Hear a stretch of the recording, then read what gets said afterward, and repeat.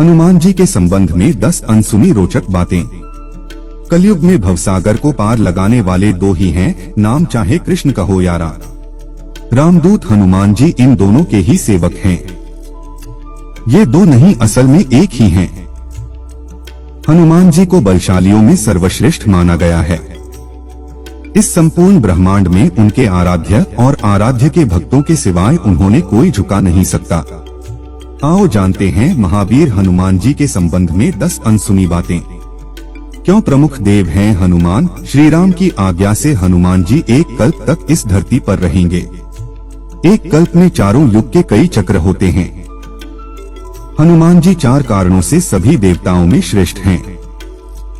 पहला कारण यह कि सभी देवताओं के पास अपनी अपनी शक्तियां हैं।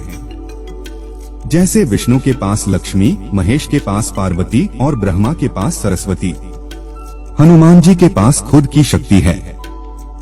वे खुद की शक्ति से संचालित होते हैं। दूसरा कारण यह कि वे इतने शक्तिशाली होने के बावजूद ईश्वर के प्रति पूर्ण समर्पित हैं। तीसरा यह कि वे अपने भक्तों की सहायता तुरंत ही करते हैं। और चौथा यह कि वे आज भी सशरीर हैं। इस ब्रह्मांड में ईश्वर के बाद यदि कोई एक शक्ति है तो वह है हनुमान जी। महावीर विक्रम बजरंगबली के समक्ष किसी भी प्रकार की मायावी शक्ति ठहर नहीं सकती। गंधमादन पर्वत। कहते हैं कि हनुमान जी नेपाल तिब्बत सीमा पर स्थित गंधमादन पर्वत पर रहते हैं और वे वहां पर रहते हैं जहां पर रामायण का पाठ होता है। जगन्नाथपुरी की रक्षार्थ वे वहां पर भी विराजमान हैं। हनुमद रामायण सर्वप्रथम श्री राम की कथा भगवान श्री शंकर ने माता पार्वती जी को सुनाई थी। उस कथा को एक कौवे ने भी सुन लिया। उसी कौवे का पुनर्जन्म काकभुशुंडी के रूप में हुआ। काकभुशुंडी ने भगवान गरुड़ को कथा सुनाई थी, परंतु वाल्मीकि रामायण से पहले हनुमान जी ने रामायण को एक शिला पर लिख दिया था।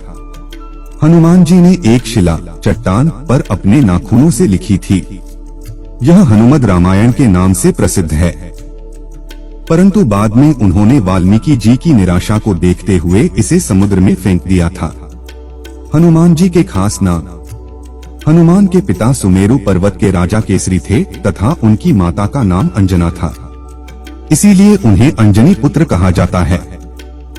उन्हें वायु देवता का पुत्र भी माना जाता है, इसीलिए इनका नाम पवन पुत्र हुआ। उस काल में वायु को मारुत भी कहा जाता था। मारुत अर्थात वायु, इसलिए उन्हें मारुति नंदन भी कहा जाता है। उन्हें शंकर सुवन भी कहा जाता है, अर्थात शंकर जी के पुत्र। इंद्र के वज्र से हनुमान जी की हनु ठुड्डी टूट गई थी, इसलिए तब से उनका नाम हनुमान हो गया। वज्र को धारण करने वाले और वज्र के समान कठोर अर्थात बलवान शरीर होने के कारण उन्हें वज्रांगबली कहा जाने लगा। हनुमान और राम जी का युद्ध। किंवदंती अनुसार भगवान राम का अपने भक्त हनुमान से युद्ध भी हुआ था। गुरु विश्वामित्र के निर्देशानुसार भगवान राम को राजा ययाति को मारना था। राजा ययाति ने हनुमान से शरण मांगी। हनुमान ने राजा ययाति को वचन दे दिया। हनुमान ने किसी तरह के अस्त्र शस्त्र से लड़ने के बजाय भगवान राम का नाम जपना शुरू कर दिया। राम ने जितने भी बाण चलाए सब बेअसर रहे।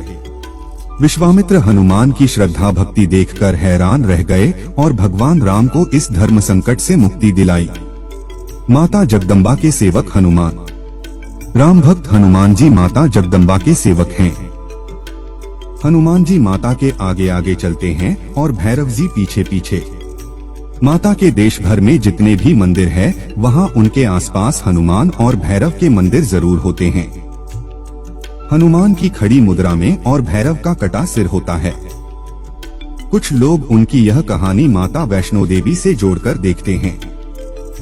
भगवान श्री राम और माता दुर्गा की कृपा चाहने के लिए हनुमान जी की भक्ति जरूरी होती है। हनुमान जी की शरण में जाने से सभी सुख सुविधाएं प्राप्त होती हैं। धर्म की स्थापना और रक्षा का कार्य 4 देवों के हाथों में है, दुर्गा, भैरव, हनुमान और कृष्ण। पौराणिक कथाओं के अनुसार हनुमान जी की उपस्थिति राम के समय में यानी रामायण काल में मौजूद थी। लेकिन शायद ही किसी को ये ज्ञात हो कि हनुमान जी अर्जुन के रथ पर अपने चित्रित ध्वज के रूप में कुरुक्षेत्र के युद्ध के मैदान में भी उपस्थित थे। ऐसा उन्होंने भगवान कृष्ण की श्रद्धा के रूप में किया था।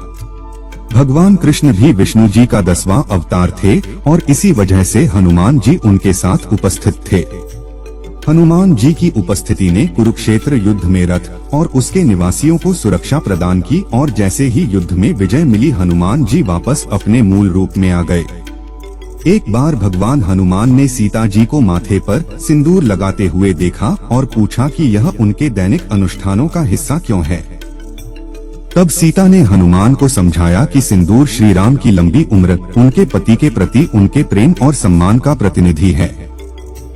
श्री राम के प्रति निष्ठावान भक्ति की वजह से हनुमान जी ने अपने पूरे शरीर को इस सिंदूर से लेपने का निर्णय लिया और हनुमान जी को सिंदूर से रंगा देखकर उनकी भक्ति से प्रभावित होकर भगवान श्री राम ने वरदान दिया कि जो लोग भविष्य में सिंदूर से हनुमान जी की पूजा करेंगे, उनकी सारी कठिनाइयां दूर हो जाएंगी। और यही कारण है कि मंदिर में आज भी हनुमान जी की मूर्ति सिंदूर से रंगी होती है।